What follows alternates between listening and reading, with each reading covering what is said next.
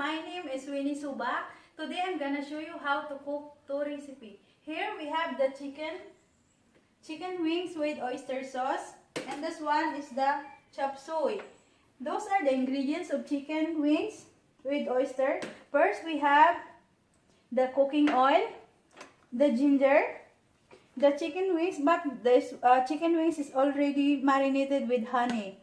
We have 2 tablespoons of oyster sauce, 2 tablespoons of soy sauce. We have water, and we have 1 tablespoon of brown sugar.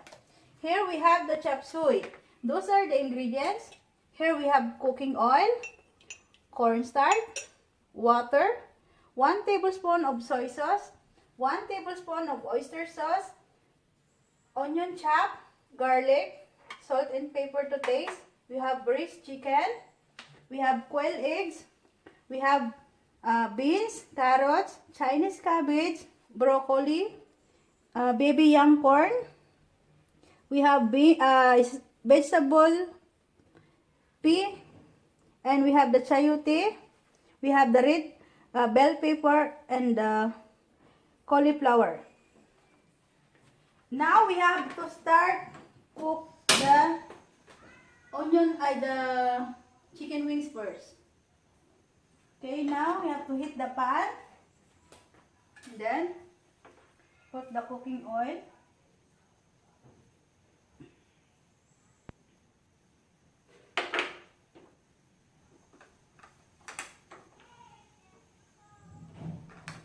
Put the ginger.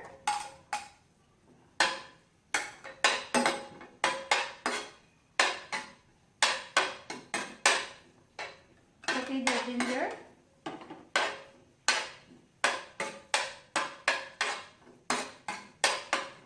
And then the chicken, we have to add the chicken.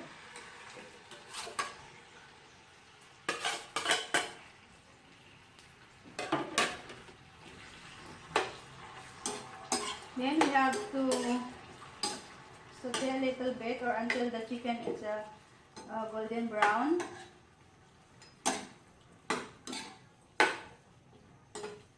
Oyster sauce.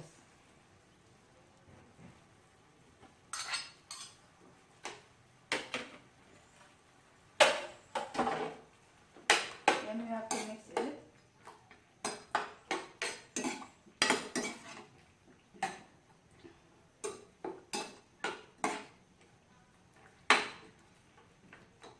And then the soy sauce.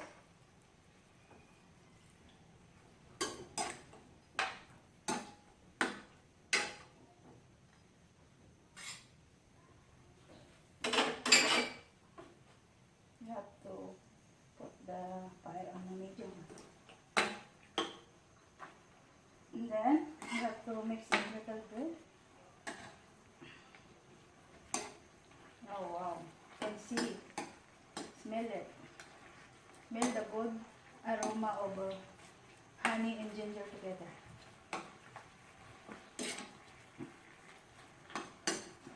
See? Have to add the water. And then the brown sugar.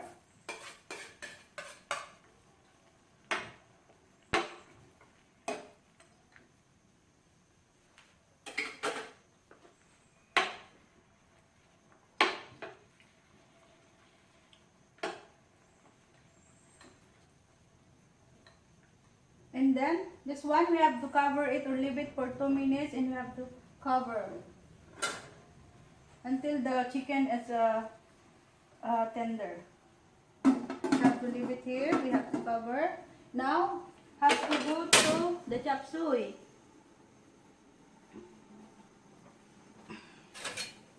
First, we have to put the cooking oil.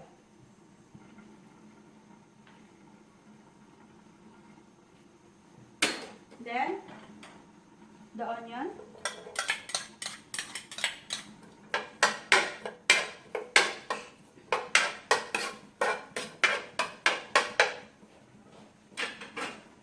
Then the garlic.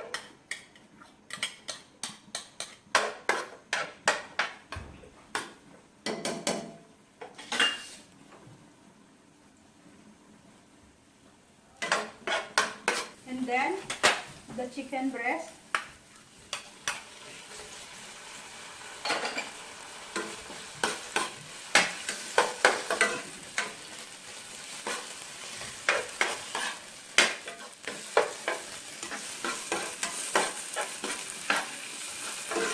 You have to saute the chicken until the color is golden brown. Turn the color brown.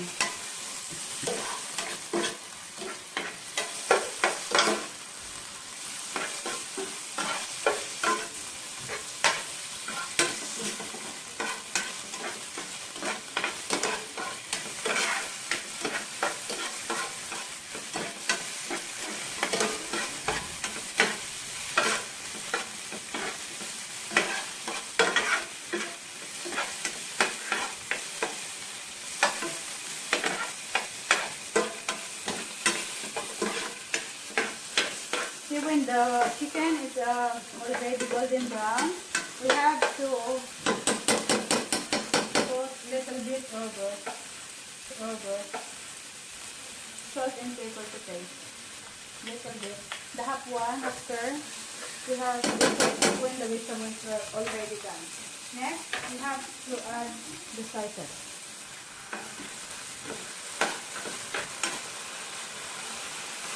And then the oyster sauce.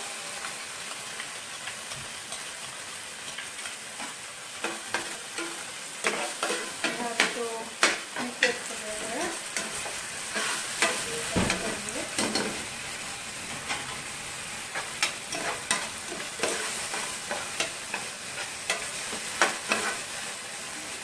Okay, now we have to add the vegetable. First, we have to put the beans.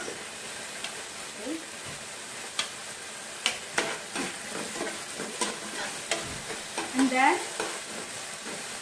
the carrot.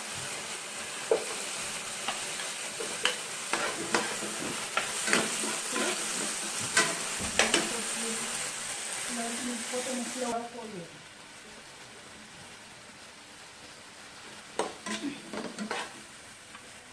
Then the young one. Or we have to put it all together.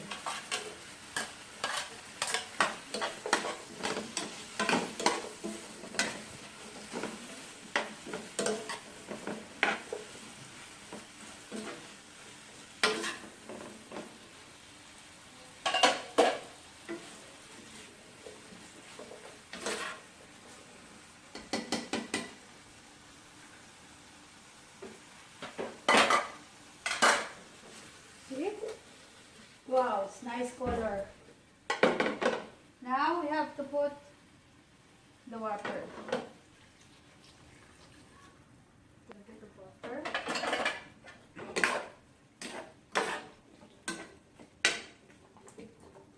Okay.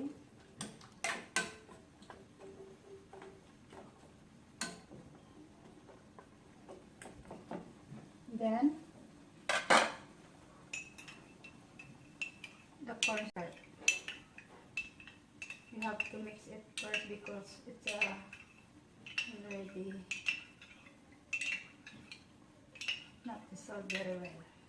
Okay.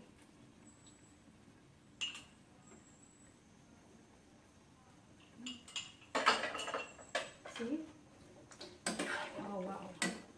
What a beautiful combination of color of the vegetable. Can smell it already. Now, here, this one have to leave it for at least 1 minute. We have to put the boiled egg, the last one, because it's already cooked, and the half of the salt and pepper to taste. See, I think it's already done. You have to put in the plate.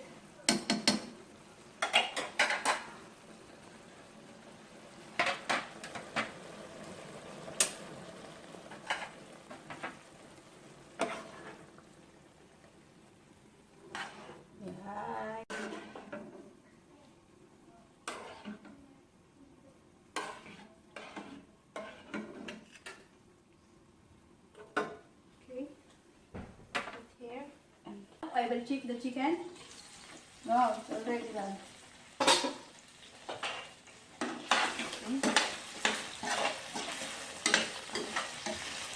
Smell good.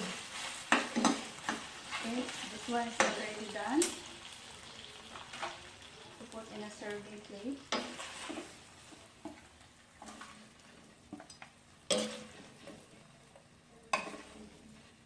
See? The color is already brown.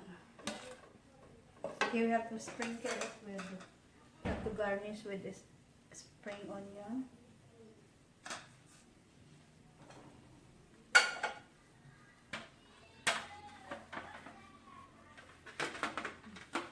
And now this is my finished product, the chop suey and the chicken with oyster. I hope you enjoyed watching and thank you.